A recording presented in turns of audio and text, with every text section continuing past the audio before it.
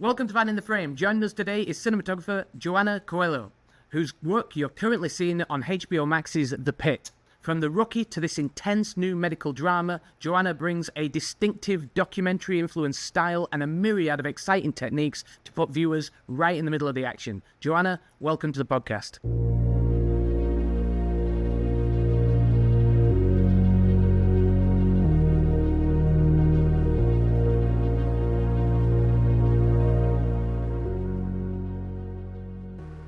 So before we dive into The Pitt and your work on The Pitt, which is exceptional, by the way, I'd love to hear a little bit about your journey as a cinematographer. You know, you studied at both the Sorbonne and the AFI, and what really drew you from France to Los Angeles? What was it that started you off on your journey as a cinematographer?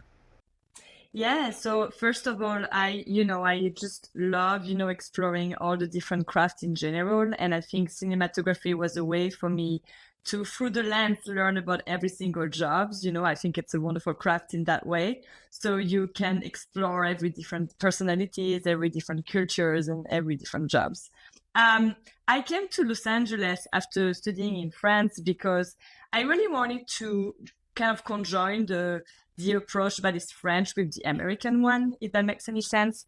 So basically, I love the way the story are told in France. I think we're very good with emotions and, kind of giving a real sense of characters and story. And I just love how, in America, we're trying to push the visual language even further. And that's why I wanted to come study here and then work here. It's because I wanted to bring this approach of depth of story and emotion, but with a more elaborated visual language. Okay, and was there anybody specifically in France that you looked up to when you were growing up or when you were becoming a cinematographer? Were there any sort of French filmmakers or even American filmmakers that inspired you to continue in this vein? Yeah, I mean, I'm a big fan of David Fincher. So I just love, Fight Club or Seven. I think they're very big influence. Visually, I just love how, the stories are told specifically, but the visuals really bring up the emotions of the characters and the environment they really are in, and so this is a big influence for me in general. Yes. Yeah. So how did those different educational experiences shape your visual approach? How did, going to the Sorbonne and then going to the American Film Institute, how did they, change the way that you approach visuals? Yeah, so actually before La Sorbonne, I did a technical school in France in cinematography. So it was a 2 years program before La Sorbonne Nouvelle.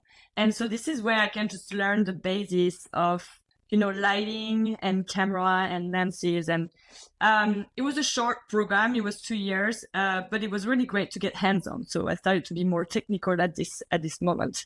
And then when I went to La Sorbonne Nouvelle, it was much more theoretical. And it was a 1 year program, which allowed me to then have a bachelor to come to the American Film Institute and get a master here. I would say like what I learned in France was great in terms of basis. Anything, everything was kind of new to me in a way. So I just had a very like basic knowledge, I would say. And then, I kind of started to explore a little bit and experiment a little bit with the knowledge I had acquired. And when I came to the American Film Institute, they just took all of it to another level. But it's also because of the people you are with in your class. Everyone comes from all around the world, and everyone has a different set of experience when they join in that class. And so I think we just learn so much from each other and different way to do things and different ideas. And I think this is what the American Film Institute really brought to me. It's like it reformatted everything I thought was a base. Like there was no more base. It was like, you can do everything. If you know everything, you can choose what technique you want to use because you understand what effect it might do, etc. So yeah. And was there anything that particularly, obviously you came to the AFI and did that, you presumably did thesis films and things like that whilst you were out here. Was there any particular point where you were like, this confirms that I'm on the right path. This confirms that I have a talent for, crafting visual storytelling? Yeah, it's interesting. Actually, my first year at AFI, the very first, we call it, we do 3 short films the first year at AFI, and we call them cycle films. And the very first cycle film I did, I was very unconfident. I had a vision for it, but I felt like, people were more experienced surrounding me. So, I felt like the director and producer were, wanted to like carry me up, and I was kind of just following what they were telling me, what they felt was right, without putting my input too much in it. And so when we finished the film, it was a disaster, honestly. I think visually it was absolutely not what I envisioned, and you could feel the lack of confidence in it. And I had a turning point. That moment I was like, okay, if I'm gonna do this, I need to be able to communicate my ideas and really show what I think, how the story should be told. And it's a discussion, it's a collaboration, but my input needs to be there, because as a cinematographer, your job really is, how visually am I gonna transmit this emotion and this story. And so this is where I made a decision: either I can do it or I can't. And so the next film, I really got involved, and I really, got confidence that it was important, my input. And my input, actually, I needed to be a leader. I needed to communicate well.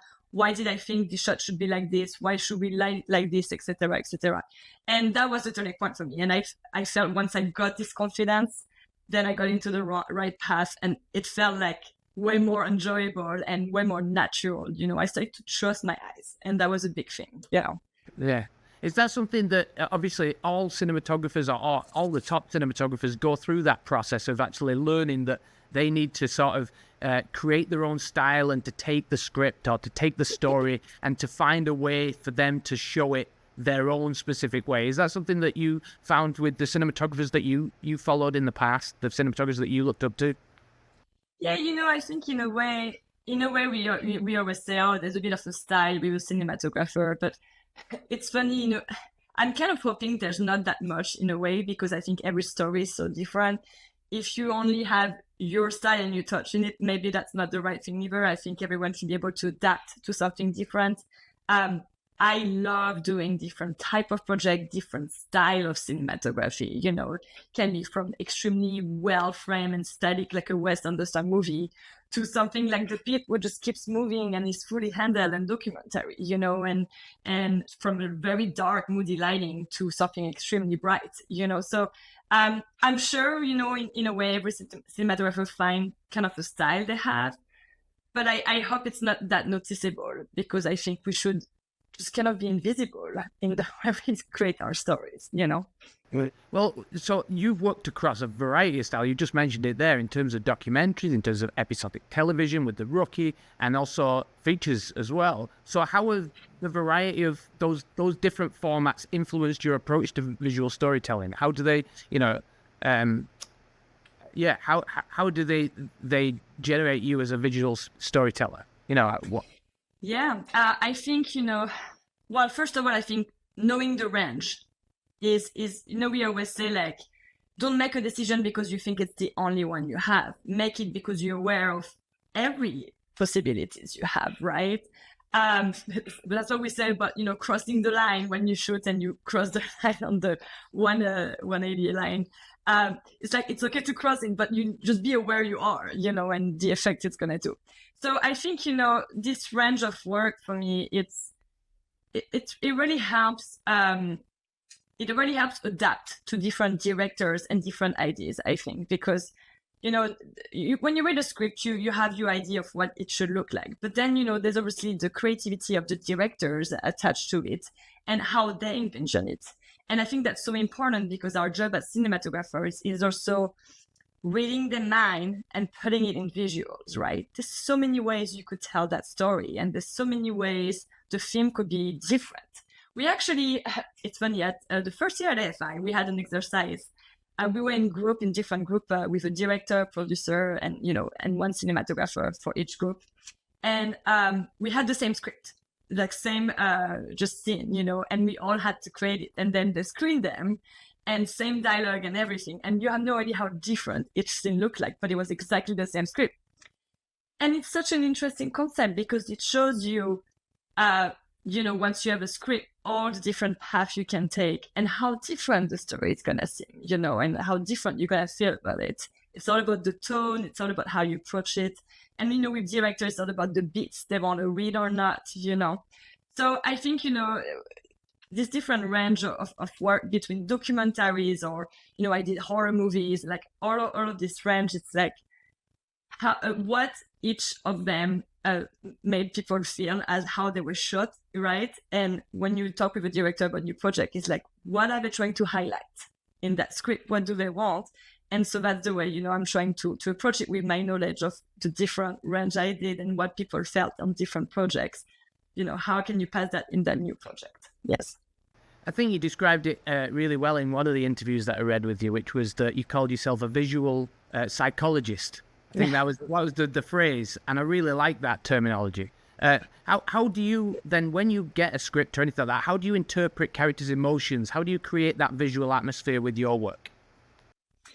Yeah, well, first of all, when I read the script, I like to talk with the directors about what was the intention with the characters, and I'm trying to guess, why they like this, and this is what I call the psychology part, right? Where you're making an analysis about someone, and then really. It's a great term. Well, I was trying to describe to people that are not in filmmaking what I was doing, and then I was like, I'm analyzing the character and I'm trying to put it visually so you guys can feel it. So this is how I came up with the term. Very Fincher-esque, if you don't mind me saying. Very what? Sorry? Very Fincher-esque. Oh, yeah. I think I did me as a compliment. Yeah, so I think there's first understanding really the characters. I cannot really think about anything visually except, I have my opinions, but like something that's gonna really stick until I understand the characters and the way they're acting, their intention and all that. But also, the way the director wants to perceive the characters, because I think that's very important as well. After that, then, I start having images coming up to me, and then I like to gather visual references. I've been using Shot Deck lately. I think it's a wonderful platform for this. So I just kind of search keywords of how I see it, and then it shows you all this bank of images, right? And I put kind of a mood board together, I mean, it's more like a lookbook, you would say, right? And so then I show the director, or like the showrunner if it's a TV show, and like see like if we're on the same page, and then we make adjustment if we have to. But for me, it's all about images, because then if you get the right tone, and all the images transmit the same thing, like I make sure that these images together make a whole, right? It's not just something random here and there. It's like, oh, if you look at that board, you get it. You get exactly where we're heading. So once, we find the right style, then we talk more about framing and approach with camera. I like to find the tone first, and then we can get in with camera movement and the way we want to connect with characters. And then after that, once you find all these things, then you think about equipment. How do you make all of that happen technically? So I really, I know there's different approaches as cinematographer. I feel sometimes some people go with the equipment first, but for me, I need to understand everything we're trying to do visually to really then get the tools we need to accomplish that, So that's why I like to work with different equipment or different cameras or lenses, because each project or story might not, want to feel the same, and they want to feel like for their own unique aspect of it. Yeah. I'm sorry, I hope I responded to the question. Oh, this is exceptional, because I like hearing about how you approach prep and all these different kinds of things. So this is wonderful for me. How do you balance those technical aspects of cinematography with your artistic vision? How do you do that? Well, it's funny. I have a science background actually. In high school, I was in science, so I really studied physics, and we did a lot of electricity too, and so. My whole family are scientists, and this is really the world I came from. But what I loved about cinematography, so like you said, is the creativity of it, but it's really technical. So when you think about it, just understanding lighting and lenses, and it's maps, and it's a lot of things. So I just really love this combination, and I think my science background really helps me understand the technique and find the right tools for creating the visuals. It's funny, I think it's amazing how much equipment is coming out every year. The technology keeps changing and improving. I'm not always the best at keeping up with what's coming out, but when I need something specific for a project, then this is where I start really researching, okay, what's out there? Like, can we do that yet? Or if we can't, can we create a tool to do it? To be honest, on The Pitt, we had to invent quite a few things, because the way we shot it as a 360, we we had to create our own tools for some specific things. But yeah. So I think technology is really serving the creativity, but it's important to understand both. Is that one of the things that keeps you inspired and creative as a cinematographer? You're constantly looking for ways that you can create new tools or create ways to advance the genre, I suppose. Yeah, absolutely. And I think that's the exciting part. It's like you need to have the idea that requires that you actually need something new, but not be out there yet to accomplish it. And it's often in situation that you haven't been before. So you learn constantly, on doing this job. And I think that's one of the most exciting things. So you talked about the pit there, and before we take on the pit, let's just get your background a little bit. What was your relationship before taking on the pit? What was your relationship with medical dramas? Were there specific shows or films in the medical genre that you looked at to embrace, or you wanted to deliberately move away from and create a new way to look at medical dramas? What was that? Yeah, I mean, me as a viewer, I watched a little bit of Grey's Anatomy and Doctor House, back in the days. I haven't started to watch a lot of medical dramas when I got this job, and kind of on purpose, because first of all, the conversation we had with John Wells and Michael Strix, the executive producer, where we do not want the pit to look like these shows. So actually, I remember one of my first meeting once I was hired. John Wells showed us scenes of other medical dramas, and they're like, "This is exactly what we don't want." So that's how we started. But I didn't watch so much of it because I didn't want to get influenced by it, I guess. I wanted to start really fresh in my head, and so not having images of other medical drama while I was thinking about what it should look like. So no, I think it was more about really feelings again. What do we want it to feel like? And since the beginning, before I was even hired, they really wanted the show to feel realistic. And the documentary aspect, came into my interviews process. They really wanted, the show to be handheld, so we could just really feel that documentary feeling. And they already were building the set, and they already said, we're gonna do a really bright set with white walls. So it started a little scary as a cinematographer when you walk into that. This is gonna be a full handheld show with white walls. I got 360, good luck. But actually, I kind of embraced it because I understood why they were trying to do that. And I think it was brilliant. I think there's a fear of things we know, but we should embrace new situations like this and see, okay, how can I use that at my advantage and not be scared away, And the wonderful thing about shooting with white walls is that if you're 360 set, you have natural bones absolutely everywhere. And that was so important for the way we shot that show, But yeah, so I think the inspiration was, how do you feel when you walk into a hospital? And, I had a little surgery just before we started shooting. And I remember walking from the waiting room to inside the ER, and then just being in these white walls with overhead lighting and bright. And the feeling I had was like, whoa, that's aggressive, And that's what we were trying to do on the show. It had this realistic feeling that as an audience, if you walk in the actual hospital, that's how you would feel. So that was the inspiration, really. That was just real life. We went to visit, St. Joseph Hospital in Burbank. Though the hospital we have is based on the Pittsburgh one, Allegheny Hospital. But yeah, we were playing on feelings a lot. How aggressive does it feel? And you want to be uncomfortable. You want to be exposed and uncomfortable. And that's why we wanted on the pit. Yeah. So in terms of, you just talked about it there with these white walls and with everything like this. Presumably you had a good relationship with a production designer. There was this kind of back and forth with them, I suppose. Could you walk us through how you worked with the production designer? Was it Nina Ruscio? Is that her name? Ruscio? Yeah. Talk to me about how you worked with her and how you used each other's backgrounds, each other's careers to, sort of advance this filming and advance the way that you made this show. Absolutely. Well, Nina is absolutely amazing. She's a mastermind, and it was such a pleasure and honor to collaborate with her. So when I came in, at the beginning, and the stage was already in process of being built, it had started, but the walls hadn't been painted yet, and the lighting obviously was not designed yet because that's something we designed together. She was so collaborative. she involved me in every single decision, and we also obviously brought in my gaffer, Keelan Caro first, and then my key grip Max top. And so together we really designed the set lighting wise, so we could make sure that it would work without lighting on stands.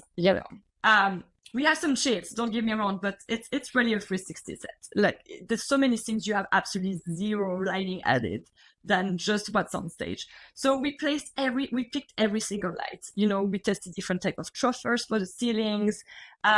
When we decided that we got a type of truffers, but the CRI of the light was not good, so we ended up replacing it with our LED strips, ribbons, and so by color, and we can control the brightness. And so because we have a big range of skin tones on the show, so we wanted to make sure that the lighting too reflects the reality of our skin tones as well, and there's a lot of them. So that was very, very important. So we ended up, doing our LED lighting strips in every single truffers and light.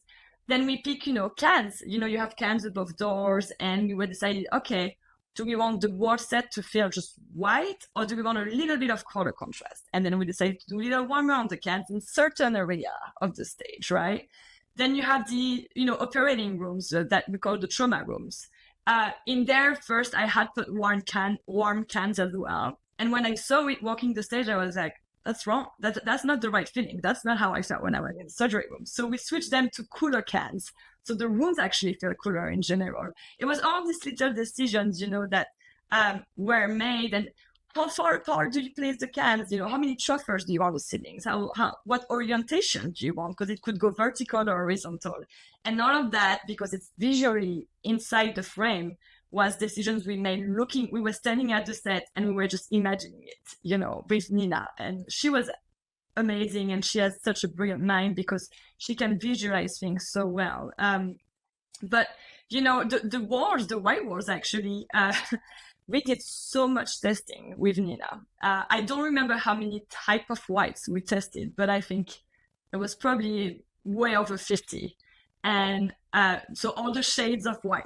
Do you want the white to be slightly warmer? Do you want the white to be slightly cooler? Is it slightly green? All these things. And I have these videos of testing we did with different skin tones, trying to recreate more or less the lighting we were going to have. And we ended up with a white that we both loved and that we felt the best with every single skin tone. That's how we chose that white. We're like, that white feels good with every single skin tone. And because that reflects your lighting too. So, it was so important to pick the right one. How do you do that? So that, you shoot this, The Pitt, for anybody who's not seen it, for any of our viewers that haven't seen it yet, definitely go and watch it, HBO Max. But it's a 15-hour continuous show, effectively, isn't it? It's 15 different episodes. You were the DP for every single episode, an hour for each episode. It takes place over a 15-hour period, so a little bit like 24, I suppose, not in any other way than just the fact that the time scale. How did you approach those subtle lighting changes, those little transitions throughout the day as they went on, or did you? Because it's obviously in a hospital. Presumably, there is a bit of temporal continuity that needs to go on. How did you do that? Yeah, that's a great question. So that's something we talked about in prep fairly early on. Though our stage, and we shot, 95% of the show on the stage, has very few outdoors window, actually. A lot of our windows are just giving more on the inside of the hospital. And the hospital is technically, the ER room is based on kind of on the basement, so we kind of underground a little bit. But we do have, I think we have 3 or 4 windows that gives on the outside. So we talked about that switching. It slightly switches every few episodes. You'll see the light moving or getting a warmer or then, through the windows. It's very subtle. I'm sure no one would even pay attention to it. But that definitely leads you into sunset and then, twilight. And then we have a twilight moment and then it's light, So we plan that, knowing, the show happens in September in Pittsburgh. When is it dark in Pittsburgh? It's September, etc. So we just made sure of all of this. We also have outdoor scenes on location. So we were making sure that the continuity of that, we have a location we can keep going back to, which is the exterior ambulance shot at in Burbank at St. Joseph Hospital. We had to track that as well to make sure it doesn't feel the same every time they get out there, but it's different episodes. So we tried to cheat the sun, and move around. and then we shot a scene in Pittsburgh, on location in Pittsburgh in September, that turned out to be a twilight scene because we just kind of ran out of time to twilight. So when we actually ended up shooting that episode, we're like, oh, we have to match that from what we did in September at Pittsburgh, because that's the same episode. So we had to match that twilight. And so, it was all these things we had to think about. It's settled, but it's there. And it was interesting to find just the settling moving lights, from the show. The scale that you've gone into is just immense. It's really incredible. One of the things, now that we're getting onto this, like, talk me through your equipment and everything like that in terms of cameras. Because obviously, like we've said, I mean, like, I don't know if I've covered this, but is it Justin Wells, the person who's the executive producer? He did the ER, he did West Wing, so a lot of walk and talk, a lot of movement, a lot of, handheld camera rigs. You obviously, in The Pitt, have used a lot of handheld. Talk me through the equipment that you used and how that played into, that cinema verite style that you had, that kind of stuff. Yeah, so I mean, style-wise, obviously, we were going for a little bit of documentary feeling, but it was really this aspect we wanted the audience to feel in the middle of the doctors and everything doing, like really feeling they're following them through the journey of this one shift. So I picked the Alexa Mini LF because I wanted, first of all, we wanted to be close to the characters, right? So, but I wanted to still feel cinematic and a little more isolated in a way. So I like the large format because being close to the character, you still, lost a lot of depth of field. It was a little, out of focus, which I thought was more cinematic. And with that, we combined the Engineer lenses, the Optima Primes.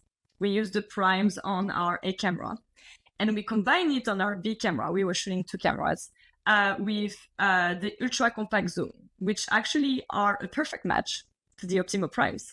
So the choices here were, we were looking, so we handled the workshop. We were really looking for a first match between A cam and B cam. I really wanted a zoom on B cam because it was the camera that was going to steal shots, if that makes any sense. So, the way we move and we follow a character around, that's our A cam doing that, right? And B cam is here stealing moment, like passing by on the conversation. She can hide in the hallway and get that shot. And then sometimes we have shots that are like 2-3 minutes, and then Amy Sulik is our B camera operator, and Ertan is our A camera operator. And so Amy, our B cam, then she would run to second spot during the same shot, resize, and then get another bit, right? So this is why I wanted to zoom. I wanted her to be able to go and resize on the spot. We're never using the actual zoom in it. This was not the style of the show, but we use that as a tool to get 2 shots in one, basically. The choice why we didn't want to do zoom on A was I wanted to make sure to keep a consistency on the fillings, right? So we use a 50mm prime mostly, and then a 75mm prime on the Optima Primes. So it was a language. This is the size when that distance to the character, and then we want to tie the shot, that's the 75. So keeping the primes help us keep that language and not cheating on the zoom or going a little more, like that was a very fixed size we were going with. But also we used the ZG rig on ACAM.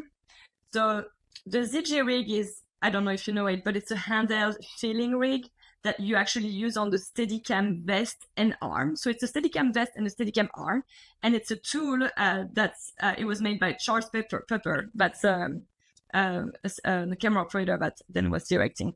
Anyway, it's a tool that looks exactly like held up, but you can control it way better, right? So if you have characters, moving fast and you're going backwards with them, I mean, if you go handheld, the truth is you're gonna start feeling like this, and it's just too much, right? So these rigs help to keep the handheld feeling, but not getting too overwhelming with it. And also it helps you change height during the shot. So, sometimes we're working with characters and, then you pass by a gurney and then they look at the gurney and then the camera goes down. And so it's a low angle with the gurney to them, but it's all in the same shot. And it would be so hard to do handheld. So that rig really, really helped. Also, we needed something pretty compact and tiny. So this is why we're using the primes, right? So it can fit on that rig. It's not too heavy. And by the way, the zoom that we put on VCam is 5.5 pounds. It's so light. So that's why we chose these lenses. It's probably one of the lightest zoom, and the range is perfect because it was a 37 to 102 millimeter. So it's exactly in the range of the two other brands we're using. And so perfect match color wise and everything, they match perfectly. So that was I didn't put any filtrations on these lenses. We tested it, but it just took away the realistic aspect of it. We really wanted to feel like a character's being real and not, embellished or anything like that. And I still think it looks cinematic with the lens. It's pure, but we're not hiding anything. It's all there. And that's why we wanted no filtrations. So the rig, the ZG rig also helped because on these long movement shots we do, it's a full coordination and choreography with background. We have so much background on set. And you have to remember, because we continue show, the background is here for 8 months. It was the same background over and over again because it's the same day, right? So it's the full coordination on long move to the SAG actors, huh? Good pay. Right. But I've never had that a show, where you have the same background for 8 months. So they were completely part of the family, and that was absolutely incredible. We were all living in a bubble, really. But this long move on the ZG, really helped. Passing through a gurney but pass in front, right? Or someone behind that appears in front of camera. And then, you go around. So one thing about our stage is nothing moves. It's like a real location. So the walls do not move. The counters do not move. That's a big challenge. And that was part of the deal too. But the rule was made because they wanted to make sure we can only shoot it the way you would shoot it on location as a documentary. So we had to get very creative to get some shots. But I love the concept because we don't, you can't just keep moving things around. Or like now you really got to find a way to shoot it like you were in a real hospital. Obviously, there's a lot of things moving, like the crash carts on wheels, chairs, gurneys, all of that moves, right? But any counters or walls do not move at all. So when we do a camera move, it's a coordination between where can you go, between the main characters you're following, and sometimes it's with a gurney, between background crossing at the same time. And we do a lot of handoff. So sometimes the shot will keep going to the next scene and just follow the characters. So you get that feeling that it never stops. So yeah. That's absolutely mad. I can't believe that. So in terms of doing that, I've read somewhere that there was a point where you and your entire team were wearing scrubs. That's Is correct. That correct? Yeah, we've been wearing scrubs for the whole length of the shot, 8 months. I had to dress up today, but and that was so that you could keep this seamless moves and everything like this, even if you captured somebody in. So the main reason is we have a lot of reflection on the set. So the way it's built, there's glass everywhere, and this was designed with Nina because to give more depth to the stage, to feel this sense of continuous reflection. You can see background in the windows. You just feel more, it's more filled that way, and you can see more far away. So you can always see an action that's super far in the stage because there's glass windows. So that comes with advantages and disadvantages. It's really hard to do a 360 shot and not catch yourself in windows. Most of our windows gimbal, so we could help our reflections that way. But obviously, we all end up catching, crew members at some points because, of course, if it's the camera, they either have to erase it later or we have to redo the moment, right? But a lot of times you have grips following the cameras to help them out. And they got caught quite a few times in the shots. So everyone wears scrubs because if you cut, it doesn't matter. You look like you're a background person. That's brilliant. Yes. So it does happen. You probably could cut a few crew members in there. You just wouldn't know it is. They'll be able to get the SAG card at the end of this, I bet. Talk to me about the custom lights that you used on the camera itself, because that's something we've not covered yet that I read about. Yes, absolutely. So Johanna Coelho first, the chief lighting technician, design. We wanted to have, a system to fill in the eyes a little bit, because even if we did a 360 lighting on this set, you're gonna get into situation. You're gonna get a little more in there. So he designed, on the mat box, he designed 2 onboard lights that are remote controlled that plug into the camera. They're very tiny because that was important to keep them small so they do not take weight on camera, because we didn't want to add weight on the camera operators, right? They like weightless. They don't weigh anything. So it's LED strips he put, and then they created a mini cage, and you can not rotation, sorry. You can Velcro it and take it out, in and out. It's really easy. There's one on the left, one on the right of the mat box. So depending of the angle, then it doesn't have to be just flat. You can use the left one or the right one. It helps balance a little bit, so it's just not a front light. It just helps a little bit where you want the lighting. We use them on cue too, because sometimes, there would be in reflection of glasses. A lot of time our characters wear glasses as well. So this was adding to all this reflection issue. But sometimes, they come on cue for a specific moment and come out of the shot. And so we use those a lot. We had them on each cameras, and they've been amazing. And they were bicolor too. So that was really helpful. We've been using a battery light on the pole. So a lot of time, you have sound with us, and we also had an electrician with a pole light for really big modes where we needed more light. So the dot dash, it's a battery light with a dash on it where it's a diffuse a cup on it, and so that's been extremely helpful for long movement shots. And sometimes you'll have an electrician with it one, and they get stuck in a hallway because it's too tiny to pass everyone. So then they stop, and there's another electrician in the room hiding that come out and continues the show with the other pole light. So it's a full choreography, this show, completely, it's like. How long do you spend on that choreography? How long do you spend practicing it? Is there several different, practices and then you go for the shot? Or is it something that, you kind of will finesse as you're doing it? We definitely finesse as we're doing it, but it's mostly one rehearsal and then we go. So yeah, we shoot 9 to 10 pages a day in less than 11 hours. What? Yes. So we move extremely fast, but the 360 set helped a lot for that. So you never wait on lighting, and cameras are ready to go all the time as well. So we never really wait on this. Really what takes time is when we work with prosthetics, because there's a lot of prosthetic works, and medical, when the specific procedures they have to do and rehearse, that's a little more complicated.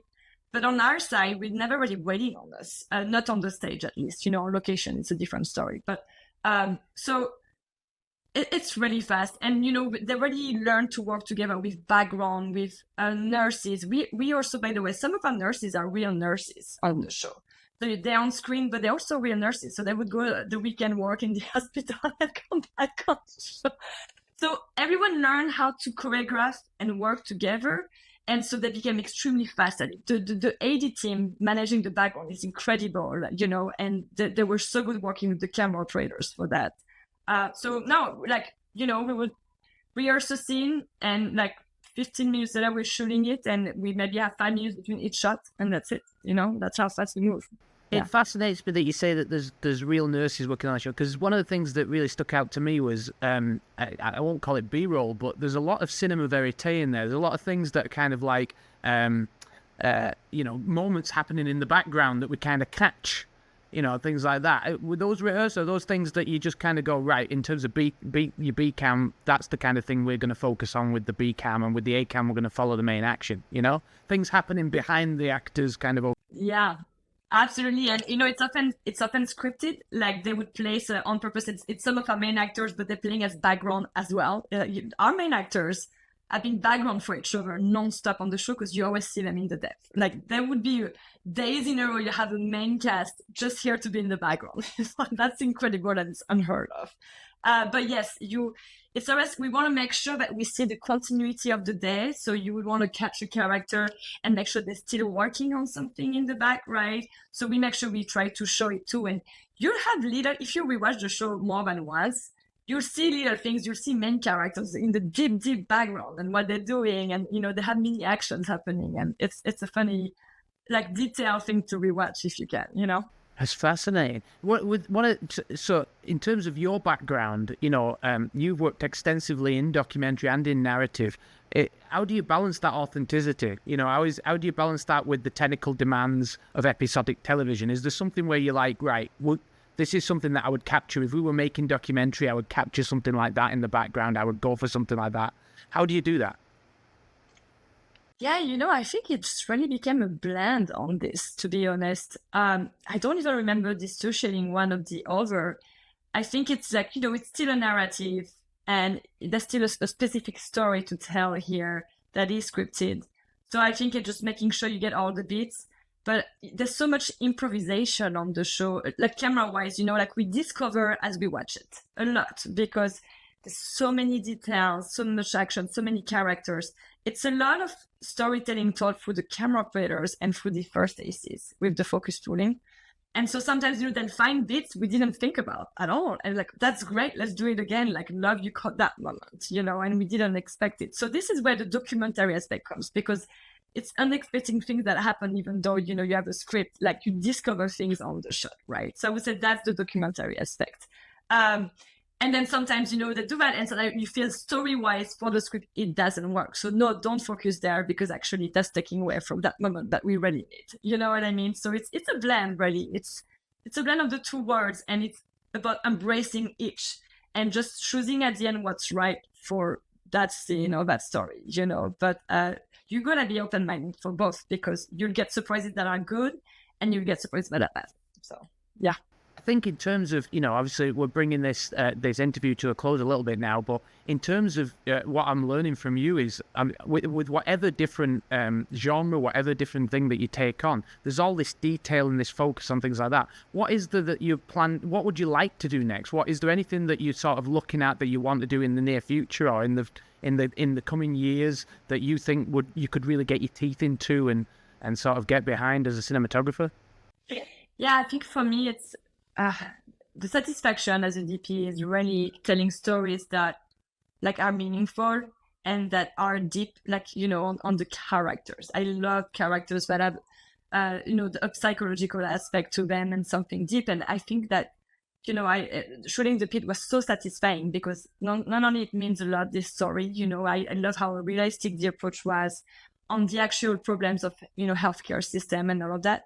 But the characters, they're all at this story, and it's so hard to script wise to tell it because you only have one day in the full season, right? But you learn so much about them in each of the little bits when they walk or when they say something, and that was extremely satisfying. So I think in general for me, for future projects or anything, what I love is stories that really explore personalities and stories about characters that are going through something. I guess like psychological stories are very important to me.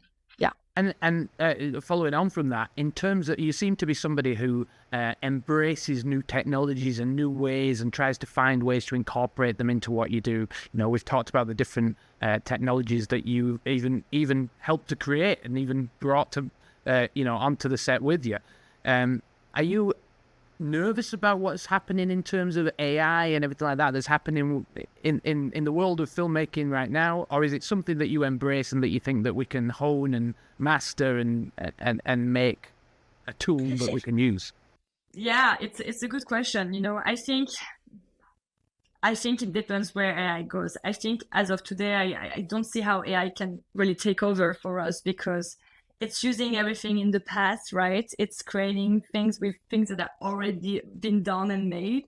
So how do you keep innovating if you only use things from the past? Ideas comes from things we haven't thought about yet or things we want to do, right? But not only combining things that have existed already. So in that way, I can see how it would replace us in that way, like the stories that are so innovative and new. How would AI come up with this concept? I'm thinking about everything everywhere all at once. How would AI come up with that concept? Anyway, but at the same time, I think the truth is AI is here. So how can we use it at our advantage?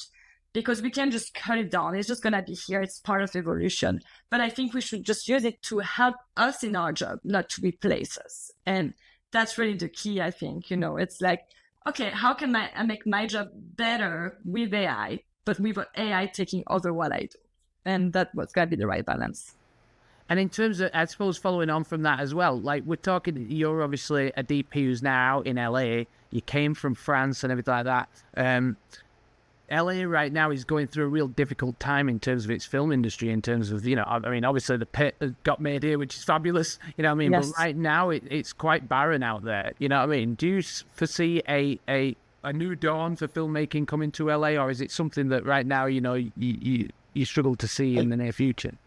I'm certainly hoping so. I know there's a lot of movement happening right now to ask for more productions happening in LA, and there's a lot of reforms they have to do for that.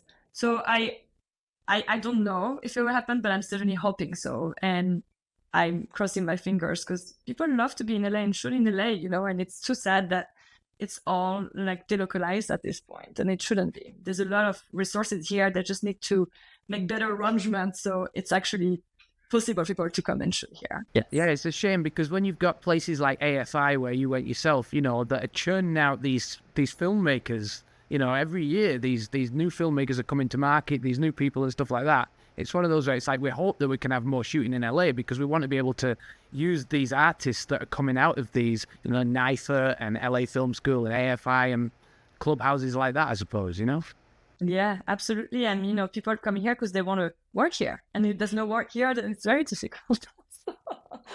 So yeah, Johanna, hoping for more. it's been a real pleasure talking to you, and I could talk to you a lot more about things. Hopefully there'll be another season of The Pit coming up, and we can see you working on that again, because it's been fascinating to learn about all these different techniques that you've used, and it's been a real pleasure. Thank you so much for talking to me today. Thank you so much, Chris. It was a real pleasure too. Thank you.